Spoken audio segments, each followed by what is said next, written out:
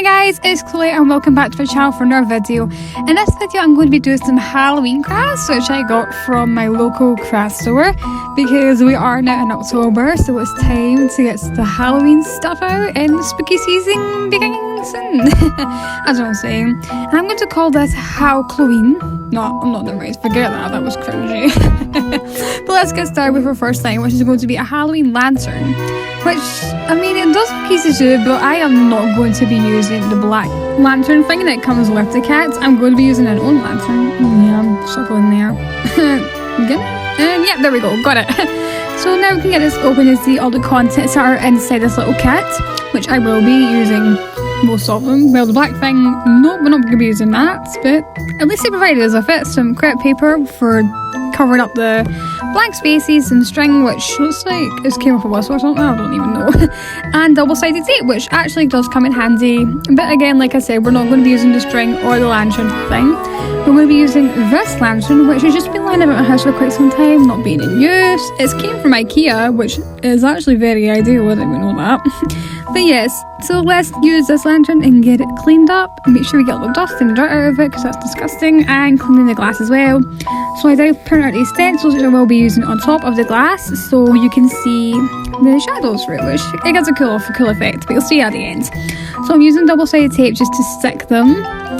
As you can see, I'm just showing off all the ones I've done. And I'm going to be using crepe paper over the eyes and the windows of the haunted house that goes in the cat, so it has like another colour feature, but it doesn't really work out well.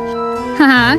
And now I'm using double-sided tape on the bits of the glass so we can stick the crepe paper onto them. So this was actually a bit challenging. Well, you can see that I'm actually okay, but then I didn't realise that I got the crepe paper also stuck to another bit of glass, so I did have to fix that off camera. So I did, and also I didn't have any orange paper left, so I just had to use the yellow, but honestly you can't even notice it. So what I'm doing now is I'm gluing all the stencil bits onto each of the different glass panels so it can create a different effect, but you'll see that at the end once we're done. And here they all are, they've been stuck on and they're actually really cool. And I'm now going to cover it up with Mod Podge just so you know they'll stay on, they get protected.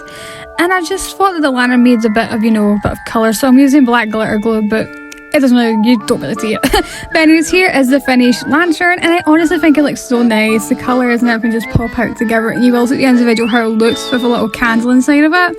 But yes, we'll move on from now. So this is a little paint your own canvas easel set, and I'll show you the back how you can colour in, but you all know me at this point if you do, which we're not going to actually do that.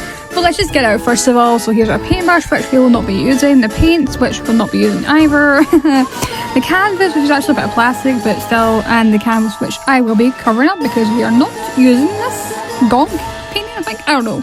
So I'm going to cover it with gesso. You can use white paint as well if you're doing something like this, but I just used gesso and I drew a little pumpkin drawing on it instead, and I think this looks much better. I'm sorry if you like are fan of gonks or something like that. I don't even know what the purpose is behind them, but I just wanted to do my own design on this, just give it a Chloe touch. So I'm just painting all the different pumpkins, the background, the table, and I did most of the little details off camera because it was actually a bit fiddly at this point. But I painted the witch's hat and everything else, and once we are done, this is how the painting looks. And I'm so happy with how this turned out. I like how the little pumpkins look and little spiderwebs in the bats and little posters in the background too. Cute little spooky scene. But now let's move on to our final project, which is this huge Halloween sign which has trick or treat on it. It's so cute because it has like little witches' legs hanging out the back, but yeah, it's so nice painting on it what the design is. But what I'm first of all going to do is cut the string off because I'm going to be using different string for this. And of course we have to paint it over in gesso so we don't see any of the marks or the lines through, which it didn't really work out, but I'm trying my best to fix it. But here it is all fixed out, and I'm using my paints which look a bit grubby, but oh well. We're now using the green for the potion, the bubbly part that's inside the cauldron. So yep, I'm just using different shades of green. So I'm using a light green first for the background, just covering all that over with my paints, and now going in for darker green, just dabbing it around just to kind of give like a bubbly texture, which kind of works. Kind of, well, yeah, kind of. But as you can see, I'm also using different format. I am actually holding my phone for all this process because the tripod I use broke on me, which is just fantastic. But anyways, now we're using purple paints for the witch's tights. So I did use green for this, just like purple and green, but I didn't like it, so I did change that to orange later on. And I also dabbed bits of black on it to give it a texture. But now moving on to the cauldron with a dark grey paint and just painting all that in. This took a lot of processing time, but I think it was worth it in the end again.